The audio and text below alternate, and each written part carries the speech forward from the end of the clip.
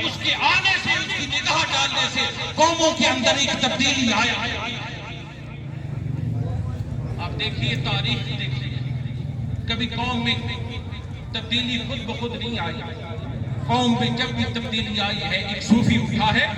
ایک شریعت کا پابند اٹھا ہے، اس شریعت پہ عمل کر کے اس کو باطن میں ایک فیضان آیا ہے، اور اس فیضان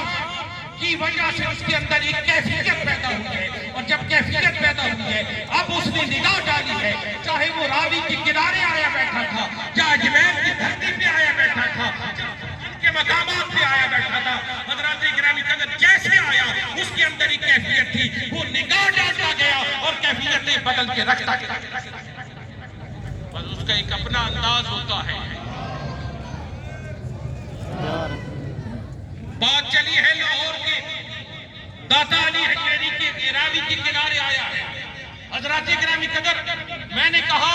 وہ نگاہ ڈالتا ہے، اس کا ایک اپنا انداز ہوتا ہے، کبھی وہ تقریر کرتا ہے، کبھی تحریر کرتا ہے، اور کبھی تحریر کے بعد جہاں تقریر بھی کام نہیں آتی وہاں اپنی نگاہ خاص ڈالتا ہے، اور جب نگاہ خاص ڈالتا ہے تو پھر کتنے ہزاروں لوگوں کو وہ کلمے سے مشرف کرتا۔ یاد رکھنا حضرات گرامی، یہ معاملہ ایسے نہیں ہوتا، تقریر کی جاتی ہے، کبھی تحریر کی جاتی ہے۔ تقریر کے لیے کبھی وہ لاہور میں ایک مسجد بناتا ہے، دنیا اعتراض کرتی ہے اس کی صفت درست نہیں ہے، وہ لوگوں کو بھیجتا ہے، کہتا ہے آؤ، بلاوا آتا ہے کہ آؤ میں تمہیں دکھاتا ہوں صفت درست ہے کہ نہیں، ان کو بلا کر وہاں مسجد کے اندر کھڑا کرتا ہے، اور وہاں کھڑے کر کے ان کو کعبہ کی صفت بھی دکھاتا ہے، اور ان کی اپنی صفت کو بھی درست۔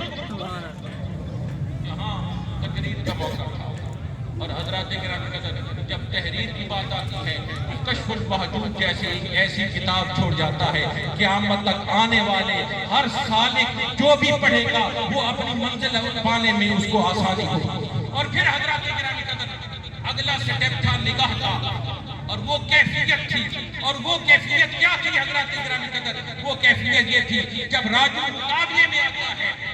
مقابلے میں آکے کہتا ہے میں ہوا میں اڑتا ہوں، تو اڑ کے دکھا، اب وہ خود نہیں اڑتا، جوتوں کی طرف اشارہ کرتا ہے، راجو بھی ہوا میں ہے، اس کی جوتے بھی ہوا میں ہیں، اس کی جوتے اس کے سر پہ لگتے لگتے اسے قدموں میں لے آتے ہیں، اور جب قدموں میں آتا ہے وہ اٹھ کو اس پہ اپنے سینے کے ساتھ لگاتا ہے، اور ایسا سینے کے ساتھ لگا دیتا ہے، سینکڑوں سال بیت جاتے ہیں، ساتھ والی مداد کسی اور کی نہیں ہوتی، وہی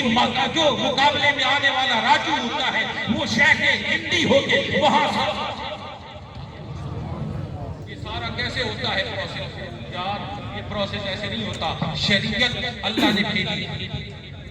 اس کو مصطفیٰ کی عطاؤں پہ مرتب کیا گیا، اور جب مرتب کیا گیا اس پر عمل کیا گیا، جب عمل کیا گیا تو باطنی فیضان حاصل ہوا، اور جب باطنی فیضان حاصل ہوا اب حضرات گرامی قدر زبان میں تحصیل آئی، اس کی تقریر میں تحصیل آئی، اس کی تحریر میں تحصیل آئی، اس کے اندر ایک کیفیت پیدا ہو گئی، اور جب کیفیت پیدا ہو گئی حضرات گرامی قدر تو پھر تبھی وہ ایک کامل بندہ بنتا ہے، ایک ایسا بندہ بنتا ہے جو نگاہ ڈالتا ہے، خود تو کامل ہوتا ہے، جو اس کی بارگاہ میں آ جاتا ہے اسے بھی کامل بنا دیتا ہے، اور جو اس مقام پر فیضیاب ہو جائے وہ کامل سے اکمل بن جایا کرتا ہے، اور جب کامل سے اکمل بن جایا کرتا ہے تو در حقیقت وہی مصطفیٰ پاک کا خاص الخاص غلام وہی ہوا کرتا ہے، کیونکہ اس نے شریعت سے عمل کر کے بعد میں فیضان میں مصطفیٰ ہوا۔ اور حضرات اکرام قدر یاد رکھنا یہ اساس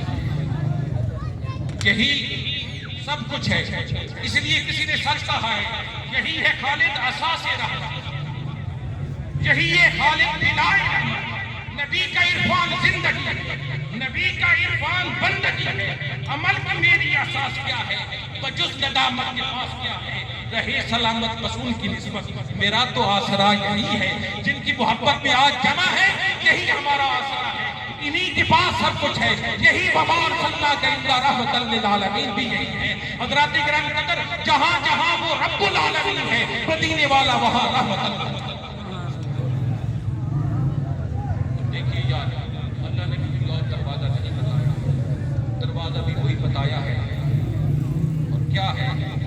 حضرات کرام قدر کس کا دروازہ ہے؟ وہ محبوب خدا کا دروازہ ہے۔ وہ کالی کملی والے کا دروازہ ہے، اس کے لیے اعلان ہوا ہے وَلَوْ أَنَّهُمْ ظَلَمُوا أَنفُسَهُمْ جَاءُوكَ، تو جان پہ ظلم کر بیٹھ، میرے محبوب کے دروازے پہ آ جاؤ،